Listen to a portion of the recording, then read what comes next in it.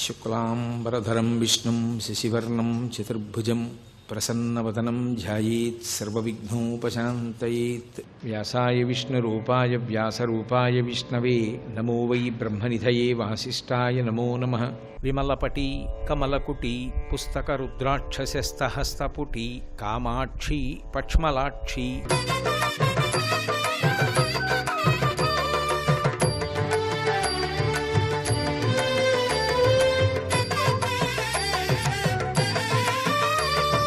పరమేశ్వరుడి వ్యాపకత్వం ఎంత గొప్పదో సౌలభ్యం అంత గొప్పది.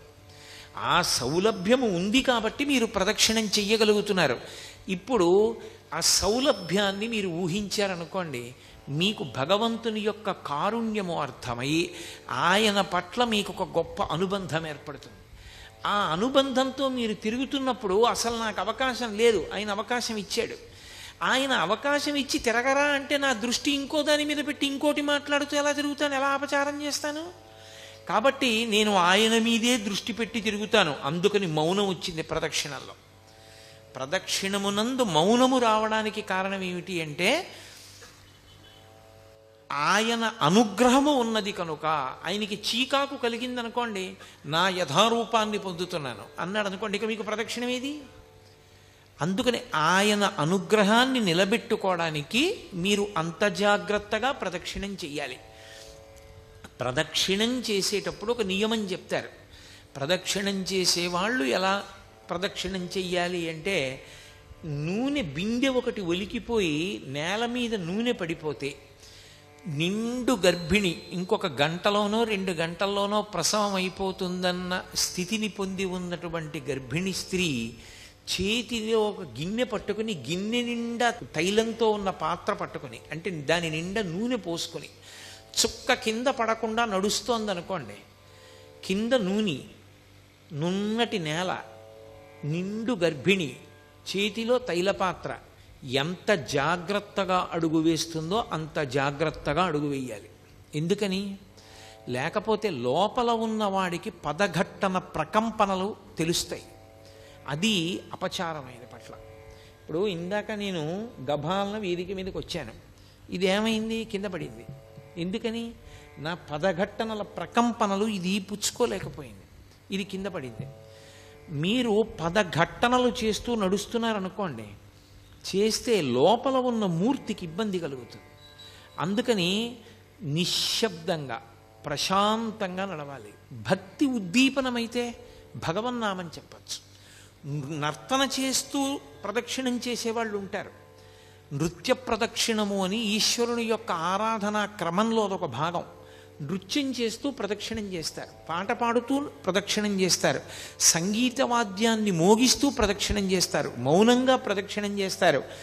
తప్ప లౌకికమైన మాటలు మాట్లాడుతూ ప్రదక్షిణం లేనే లేదు అసలు. కాబట్టి అసలు మాట్లాడుతూ ప్రదక్షిణం చేశాడు అంటే వాడికి ప్రదక్షిణం గురించి ఏమీ తెలియదు అని గుర్తు. ఎందుకు ప్రదక్షిణం చేస్తారు? ప్రదక్షిణం చేయడం దేనికోసం అంటే నమస్కారం చేయడం కోసం. మీరు ఎక్కడ మొదలు పెట్టారో అక్కడికి తిరిగి వచ్చేసేయాలి, తిరిగి వచ్చి నమస్కారం చెయ్యాలి. ఆ నమస్కారం చేసేటప్పుడు పరమేశ్వర మూర్తి తూర్పుని కానీ పశ్చిమాన్ని కానీ చూస్తే మీరు ఉత్తరానికి తిరిగి నమస్కారం చేయాలి. ఒకవేళ ఈశ్వరమూర్తి ఉత్తరాన్ని కానీ దక్షిణాన్ని కానీ చూస్తే మీరు తూర్పుకి తిరిగి నమస్కారం చేయాలి. తూర్పుని ఉత్తరాన్ని తప్ప మీరు నమస్కారం చేసేటప్పుడు మీరు దక్షిణాన్ని పశ్చిమాన్ని చూడకూడదు, చూడకుండా నమస్కారం చేయాలి. అందుకని ప్రదక్షిణ నమస్కారములు అంటారు. ప్రదక్షిణము తర్వాత వచ్చేది నమస్కారం. ఇది తత్వాన్ని మీరు బాగా పట్టుకోకపోతే ఎప్పుడు ఎక్కడికి వెళ్ళి ఏ ప్రదక్షిణం చెయ్యండి, ప్రదక్షిణమన్న మాట చేత అపరాధం చేస్తాడు తప్ప వాడు శాస్త్రవిహితమైనటువంటి ప్రదక్షిణ చెయ్యలేడు. ఇందుచేత ప్రదక్షిణము కదలిక, నమస్కారము కదలికలు ఆగిపోతాయి. మీరు గమనించండి, ప్రదక్షిణంలో ఏం చేస్తాను నేను? ప్రదక్షిణం చేస్తున్నంతసేపు కదులుతాను, మెల్లగా నడుస్తూ ఉపాలయాలన్నీ దర్శనం చేసి ప్రధానమూర్తి దర్శనానికి వెడతాం. వెళ్ళి ప్రధానమూర్తి దర్శనం చేసినప్పుడు ఏం చేస్తాను? ఆగిపోతాను. ఇక అక్కడ కదలికలు ఉండకూడదు. ఆగిపోయి నమస్కారం చేసి సాష్టాంగము అంటే భూమి మీద పడిపోతాడు. పురసా శిరసా దృష్ట్యా మనసా వచసా తథా పద్భ్యాం కరాభ్యాం కర్ణాభ్యాం ప్రణామోష్టాంగముచ్యతే అని 8 అవయవములు తగిలేటట్టుగా నేల మీద పడి నమస్కరించాలి పురుషుడైతే. స్త్రీ అయితే పంచాంగ నమస్కారం, వాళ్ళు నేల మీద పడి నమస్కారం చేయకూడదు. కాబట్టి ఇప్పుడు నమస్కారం చేస్తే కదలికలన్నీ ఆగిపోవాలి కాసేపు. దాని రహస్యం ఏమిటో తెలుసా? ఎందుకు ప్రదక్షిణ నమస్కారాలు వచ్చాయో తెలుసా? ప్రదక్షిణం చేసేటప్పుడు ఎంత మౌనంగా ఎంత జాగ్రత్తగా నడిచావో ధర్మాన్ని అంత జాగ్రత్తగా పట్టుకొని కదులుతూ ఉండాలి. ధర్మము ప్రతి క్షణం కదిలిపోతుంది. ఒక క్షణంలో ఉన్న ధర్మం ఇంకో క్షణంలో ఉండదు. ఒక చోట ఉన్న ధర్మం ఇంకొక చోట ఉండదు. ఇక్కడ నాది ఒక ధర్మం, మీది ఒక ధర్మం. మీరు శ్రోత, మీరు కదలకుండా వింటారు. నేను కొంత కదులుతూ ఉంటాను. నేను ఉన్నతాసనం మీద కూర్చుంటాను చెప్పేవాడిని కాబట్టి.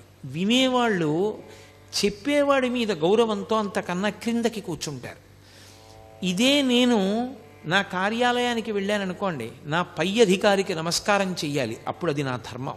అంతేకాని ఇక్కడ నేను నమస్కారాలు పుచ్చుకున్నాను కదా అని అక్కడ నేను నమస్కారం చేయననకూడదు. అక్కడ నాకు అది ధర్మం. ధర్మం అనుక్షణం మారిపోతుంది. ధర్మం ఒకలా ఉండదు. మారిపోతున్న ధర్మాన్ని ఒడిసి పట్టుకోవాలి. ఎక్కడ ఎలా ఉండాలో అలాగే ఉండాలి. ఎక్కడ ఎలా ఉండాలో అలా ఉండడంలో వైక్లభ్యం వచ్చిందనుకోండి, మీరు చిన్నవాళ్ల పట్ల తప్పు చేస్తే ఈశ్వరుడికి క్షమార్పణ చెప్పాలి. పెద్దవాళ్ల పట్ల తప్పు చేస్తే పెద్దవాళ్ళకి క్షమార్పణ చెప్పాలి. నా మాట మీరు బాగా పట్టుకున్నారో లేదో? నేను క్షమార్పణ 2గా విభాగం చేసి మాట్లాడాను. చిన్నవాళ్ల పట్ల దోషం చేస్తే నేను ఈశ్వరుడికి క్షమార్పణ చెప్పాలి. నా కూతురుతో నేను మాట్లాడేటప్పుడు నేను పొరపాటుగా మాట్లాడాను అనుకోండి, నేను అలా మాట్లాడకూడదు. కానీ నేను కొంచెం వ్యగ్రతతో మాట్లాడాను నా కూతురుతో కోపంగా. అది కన్నుల నీరు పెట్టుకుంది. నాన్నగారు కోపంగా మాట్లాడారమ్మా నన్ను అని. ఇప్పుడు అమ్మ ఏమనుకోకురా, ఏదో అన్యథా ఆలోచనలో ఉన్నాను, ఆ వ్యగ్రతలో నిన్ను తొందరపడి గబుక్కుని అన్నానమ్మా, అలాగా నన్ను మన్నించు అనకూడదు. చిన్నపిల్లల దగ్గర అపరాధం చేసినటువంటి వాడు చిన్నపిల్లలకి క్షమార్పణ చెప్పకూడదు. తాను ఈశ్వర మందిరంలోకి వెళ్ళి క్షమార్పణ చెప్పాలి. పరమేశ్వర, పొరపాటు చేశాను, నా కూతురు నా కడుపున పుట్టింది, దాని పట్ల వ్యగ్రతతో ఏదో కోపంతో ఇంటికి వచ్చి గభాలన ఏ పుస్తకమో కనపడలేదని దాన్ని నింద చేశాను, నువ్వే తీసి ఎక్కడో పడేసి ఉంటావని. పాపం దానికి తెలియదు, నేనే ఎక్కడ పెట్టానో గుర్తొచ్చింది. దాని మనసు కుందింది, నాన్నగారు నన్ను అనవసరంగా అన్నారంది, నేను తప్పు చేశాను, దాని మనసు బాధ పెట్టాను, నన్ను క్షమించు అని ఈశ్వరుడికి క్షమార్పణ చెప్పాలి. పెద్దవాళ్ల పట్ల అపచారం చేస్తే, నా కూతురు నా పట్ల అపచారం చేసింది అనుకోండి, దేవుడికి చెప్పడం కాదు, పూజామందిరంలోకి వెళ్ళి నాన్నగారండి క్షమించండి, నేను పొరపాటు చేశాను, నిజమే నేనే తీశాను ఆ పుస్తకం, నాన్నగారు తీయలేదు అన్నాను కానండి, మర్చిపోయాను, నేనే తీశాను, మీకు కనపడలేదు, మీరు ఇబ్బంది పడ్డారు, నన్ను క్షమించండి అని చెప్పాలి. ధర్మాన్ని ధర్మంగా పట్టుకోవాలి. అందుకే ధర్మం అంతా కదలిక. ధర్మమునందు కదిలి కదిలి కదిలి కదిలి ఎక్కడ ఆగిపోతాడంటే సత్యమునందు ఆగిపోతాడు. ధర్మం అంతా కదలిక. ధర్మమునందు కదిలి కదిలి కదిలి కదిలి ఎక్కడ ఆగిపోతాడంటే సత్యమునందు ఆగిపోతాడు. సత్యము మారదు. అన్ని వేళలా, అన్ని యుగములలో, అన్ని రోజులలో, అన్ని సంధ్యలలో మార్పు లేక కదలిక లేక ఒక్కలా ఉండిపోయేటటువంటి పదార్థమునకు సత్యమని పేరు. ఆ సత్యము బ్రహ్మము, పరమేశ్వరుడు. సత్యం జ్ఞానమనంతం బ్రహ్మ. సత్యమే బ్రహ్మము, బ్రహ్మమే సత్యము. సత్యమునకు బ్రహ్మమునకు అభేదము. ఆ సత్యాన్ని చేరుకోవడానికి మీరు కదులుతూ ఉండాలి. ధర్మం పట్టుకుని, ధర్మం పట్టుకుని కదిలి కదిలి సత్యమునందు ఆగిపోతారు. అదే ఈశ్వరుణ్ణి చేరిపోవడం. అందుకే ధర్మాన్ని ఎవడు పట్టుకున్నాడో వాడు సత్యాన్ని చేరిపోతాడు. ఎవడు ధర్మాన్ని వదిలేశాడో వాడు సత్యాన్ని చేరలేడు. కాబట్టి ప్రదక్షిణ నమస్కారము కదిలి కదిలి ఆగిపోవుట, పడిపోవుట. కదిలి కదిలి ఆగిపోవడం అంటే తిరిగి తిరిగి ఈశ్వరుణ్ణి చేరిపోవడం. జన్మ జన్మలు ఎన్నో ఎత్తి జీవుడు శరీరాలు మార్చి మార్చి మార్చి మార్చి ప్రవేశించి ధర్మాన్ని పట్టుకోవడానికి వీలైనటువంటి మనుష్య జన్మలోకి ప్రవేశించి ధర్మము అన్నిటికీ ఉండదు. మనుష్యునొక్కనికే ధర్మం, మిగిలిన వాటికి అన్నిటికీ కలిపి ఒకటే ధర్మం, పశుధర్మం. పశుధర్మో నమే ప్రీతిం అంటాడు వ్యాసుడు దేవి భాగవతంలో. పశుధర్మం అంటే దానికి ఏమీ ప్రమాణములు ఉండవు. ఆకలేసింది మీరబడి తినేయడమే, తనకన్నా బలహీనమైన ప్రాణి చెనకేయడమే, తనకి కామం కలిగింది తన కడుపున పుట్టినటువంటి దూడైనా సరే దానితో సంభోగించడమే. మనుష్యునకు అలా కుదరదు, ఆయనకి ధర్మం ఉంది. ఎలా పట్టుకోవాలో అలా పట్టుకోవాలి. ఎలా పట్టుకోవాలో చెప్పేది ఎవరు? వేదం. ఇక రెండో పదార్థం లేదు. ధర్మం చెప్పడానికి లోకంలో అధికారం ఉన్నది ఎవరికి? గురువుకి కూడా లేదు.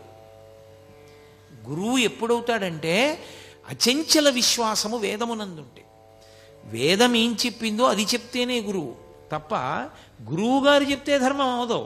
వేదాన్ని గురువుగారు చెప్పారు కాబట్టి ధర్మం అవుతుంది. గురువు వేదం ఒక్కటే చెప్తాడు, వేదాంతర్గతమైన విషయమును మాత్రమే గురువు చెప్తాడు. అందుకే వేదమే ప్రమాణము, శృతి ప్రమాణం తప్ప వేరొకటి ప్రమాణము కాదు. ఆ వేదము ధర్మాన్ని చెప్పింది.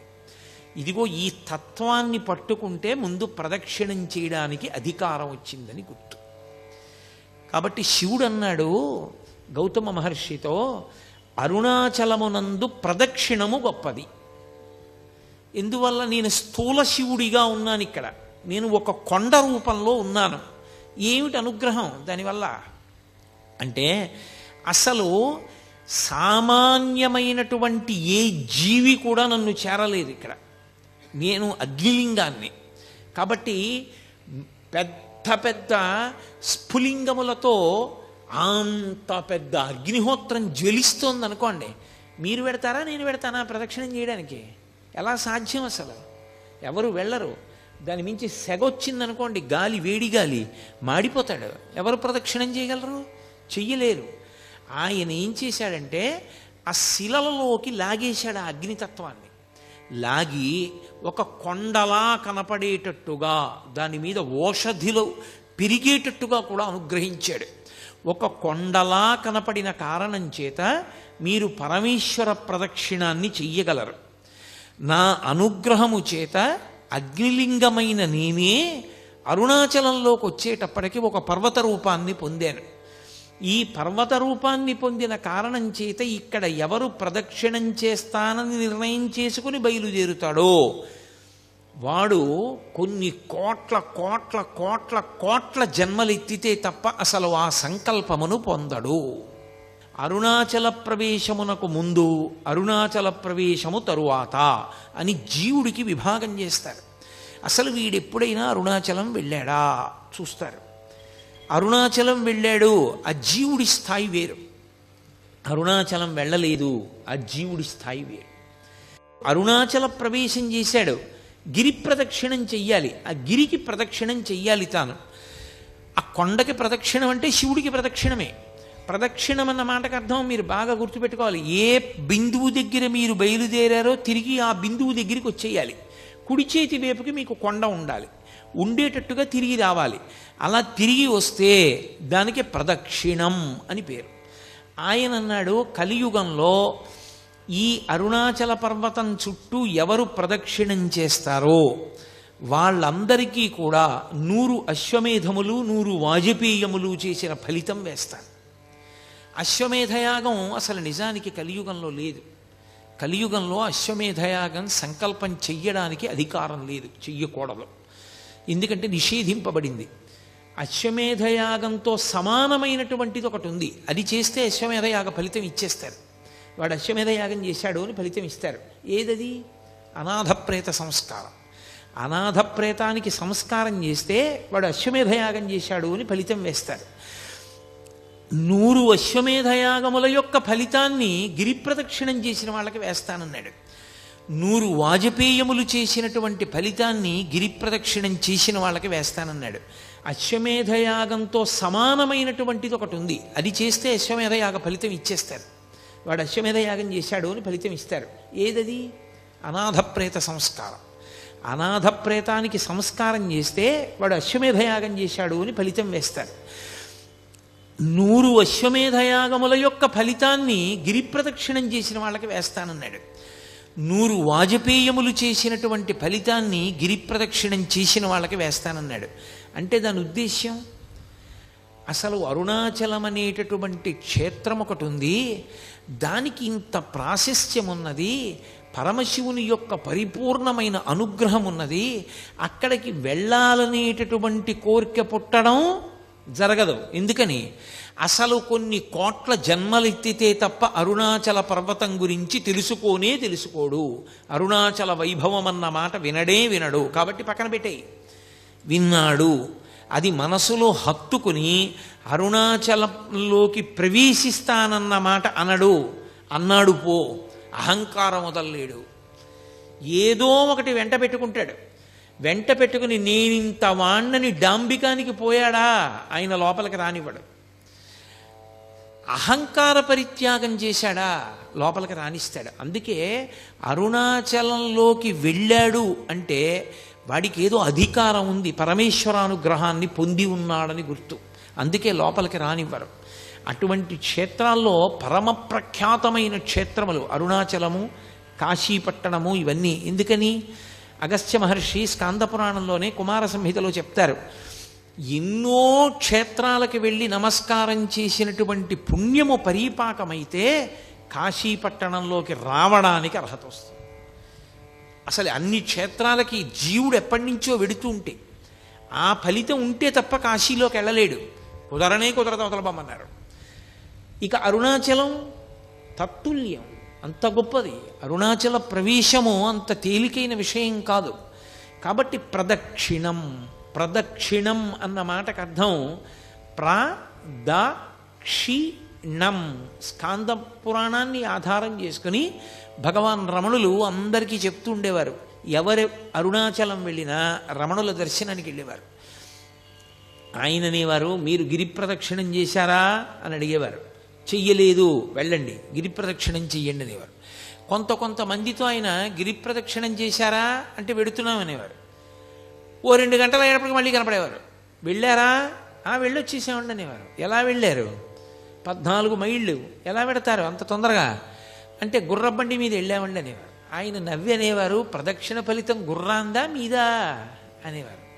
ప్రదక్షిణం గుర్రం చేసింది, నువ్వు గుర్రం మీద ఎక్కి కూర్చున్నావు, నీకెక్కడి నుంచి వస్తుందా ఫలితం? రాదు. కాబట్టి నువ్వు నడిచి వెడితే నువ్వు ప్రదక్షిణం చేసినట్టు. ఒకానొకప్పుడు ధర్మకేతు అని ఒక మహారాజు, ఆయన గుర్రం మీద ప్రదక్షిణం చేస్తుంటే ఆ గుర్రం బడలిపోయి కింద పడిపోయి అది అంతర్ధానం అయిపోయింది. ఇదేడు గుర్రం అంతర్ధానం అయిపోయింది అనుకున్నాడు. ఆ గుర్రం ప్రదక్షిణం చేసిన కారణం చేత పరమేశ్వరుడు దాన్ని తన గణములలో ఒక గణానికి ఆధిపత్యం ఇచ్చాడు. అది కైలాసానికి వెళ్ళిపోయింది.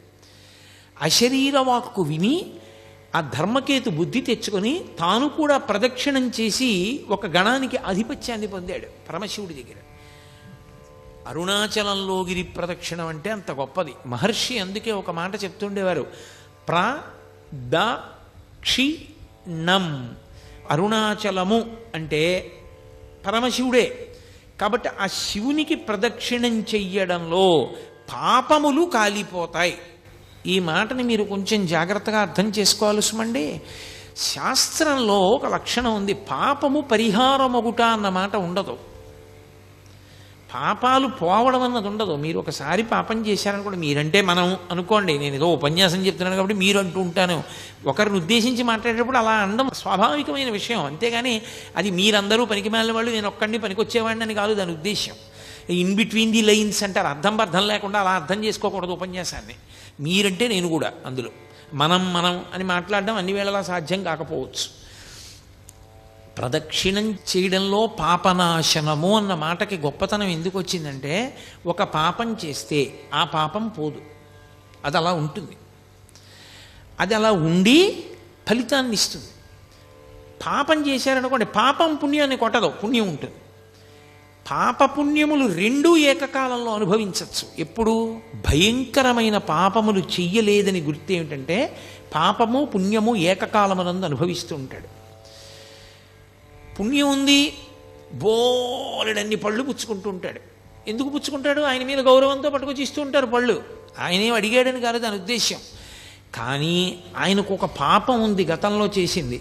అది ఆయనకి షుగర్ రూపంలో ఉంది, మధుమేహ రూపంలో. ఆయన ఒక్క పండు తినడం. నవనవనవలాడిపోతున్నటువంటి పళ్ళు, అత్యంత వెలపెట్టి కొనవలసిన పళ్ళన్నీ ఆయన దగ్గరికి వస్తాయి. ఆయన మాత్రం ఒక్క పండు తినలేడు. తినలేకపోవడం పాప ఫలితం. చూసి కూడా అబ్బా ఎంత బాగున్నాయో అనుకుని అక్కడ పెట్టడమే, అది పాప ఫలితం. పుచ్చుకోగలగడం, ఆ గౌరవం పుణ్య ఫలితం. ఏకకాలమునందు అనుభవిస్తున్నాడా లేదా? అనుభవిస్తాడు. అది మహాపాతకం అనుకోండి. అప్పుడు అలా కలపరు, కుదరదు. దాని ఫలితం అది ఇవ్వడం మొదలు పెడుతుంది, దీని ఫలితం ఆగిపోతుంది, పుణ్య ఫలితం ఆగిపోతుంది. ఆగిపోగానే భయంకరమైనటువంటి స్థితిలోకి జారిపోతాడు. ఇదే సుందరకాండలో స్వామి హనుమ చెప్తారు, తదేవ ఫలమన్వేతి ధర్మస్య ధర్మనాశన ప్రాప్తం ధర్మఫలం తావద్భవతా నత్ర సంశయ అంటారు. పాపములను కాల్చరు, పాపం అలాగే ఉంటుంది. విశేషమైనటువంటి ఈశ్వరానుగ్రహము కలిగినటువంటి ప్రదేశములలో ఈశ్వరుడే ప్రమాణం చేశాడనుకోండి, నేను కాల్చేస్తానన్నాడు అనుకోండి, అప్పుడు కాల్చేస్తాడు, అప్పుడు తీస్తాడు. అది జీవుడికి పరమ అదృష్టం. అది ఎలా పోతుందండి? అలా కుదరదు. అలా ఎలా పోతాయి? చేసిన పాపాలేం పోవు, పట్టుకుని ఉంటాయి అలాగా. ఆ పాపములను కాలుస్తారు. ఎప్పుడు? అరుణాచలంలో గిరి ప్రదక్షిణానికి వెళ్ళినటువంటి వాడికి. ఎలా ప్రదక్షిణం? నేను ఇందాక చెప్పినట్టు ప్రదక్షిణం చేస్తే, భగవన్నామం చెప్తూ వెడితే, నృత్యం చేస్తూ వెడితే, మహానుభావులు 1000 కన్నా ఎక్కువ మార్లు అరుణాచలానికి శరీరాన్ని నేల మీద పడేసి దొర్లిస్తూ పొర్లుదండాలు పెడుతూ ప్రదక్షిణాలు చేసిన వాళ్ళు ఉన్నారు. అంత గౌరవంతో ఆ పర్వతానికి పరమశివస్వరూపంగా ప్రదక్షిణం చేశారు. కాబట్టి అలా ప్రదక్షిణం చెయ్యడానికి నువ్వు ఉపక్రమించి ప్రదక్షిణం చేస్తే పాపములు కాలిపోతాయి. సర్వం శ్రీ ఉమామహేశ్వర పరబ్రహ్మార్పణమస్తు. స్వస్తి.